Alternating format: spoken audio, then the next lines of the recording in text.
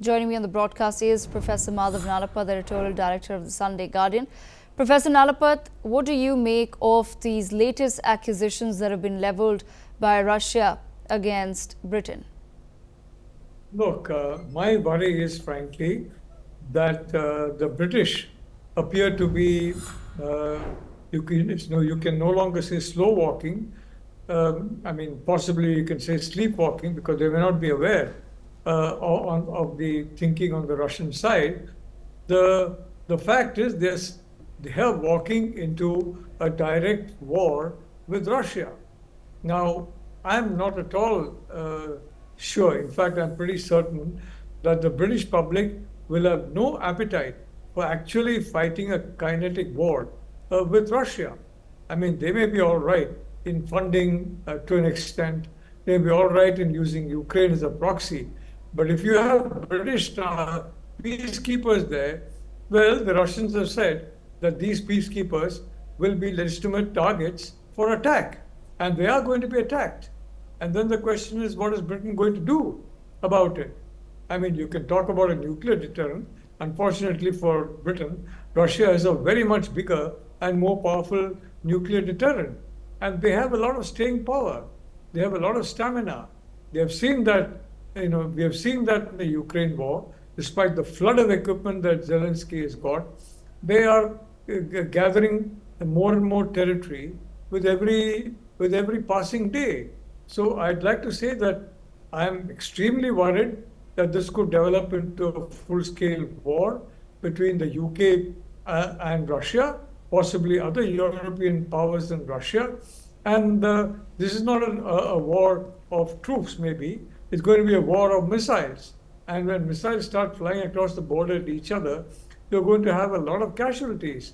So very frankly, I really don't understand the British policy because, is Ukraine worth a full-scale war with Russia? Ukraine is part of the Soviet Union for a long time. I don't think that Britain was much weaker or NATO was much weaker during that entire period. So this whole issue that Ukraine is critical to European security, in my view, it's a construct made up to justify the cost of the war. But cost is one thing and casualties another. And I'm afraid, judging from, frankly, in India, we've got very good relations with Russia. There's no question about that. And judging from what I know of the Russian side, they are now preparing to launch a full-fledged attack on Britain.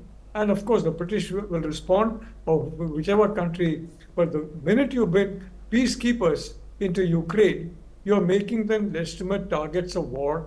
And in my view, Prime Minister Starmer, UK and India are good friends. We are partners in many ways. I think Prime Minister Starmer needs to avoid walking into that kind of situation because it's got huge risks, not only for him and his country, but frankly for the entire world, especially we in the global south. We have suffered enough from this conflict. We have suffered enough from the sanctions and counter-sanctions. We have suffered enough from supply disruptions. We want an end to all this. And it can't be a temporary, Mr. Feingold is talking about temporary. That's exactly what the Russians are saying. They're not going to accept a temporary ceasefire.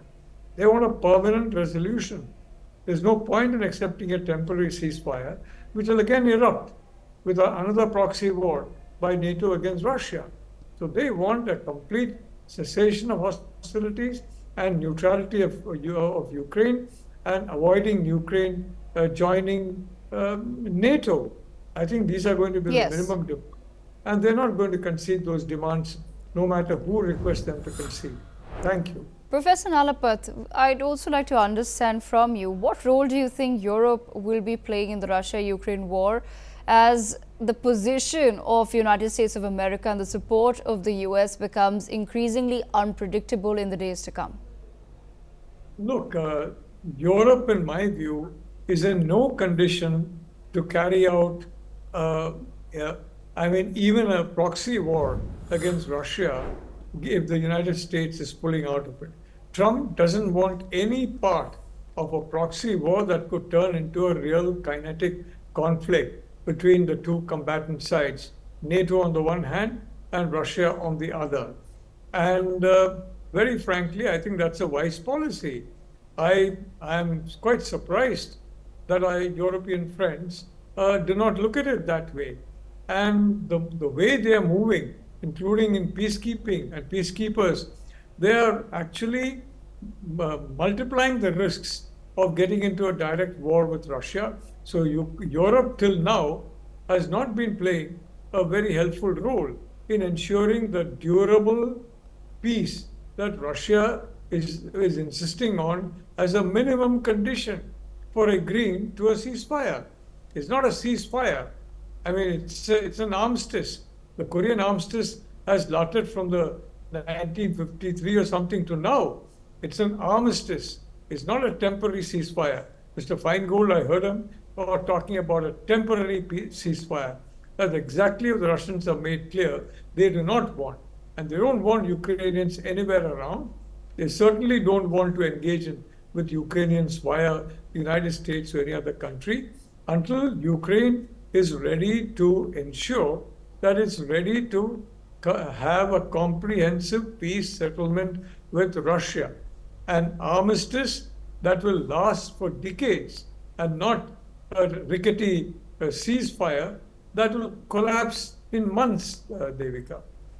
Right, absolutely. Professor Nalapat, thank you so much for joining us on the broadcast with your perspective.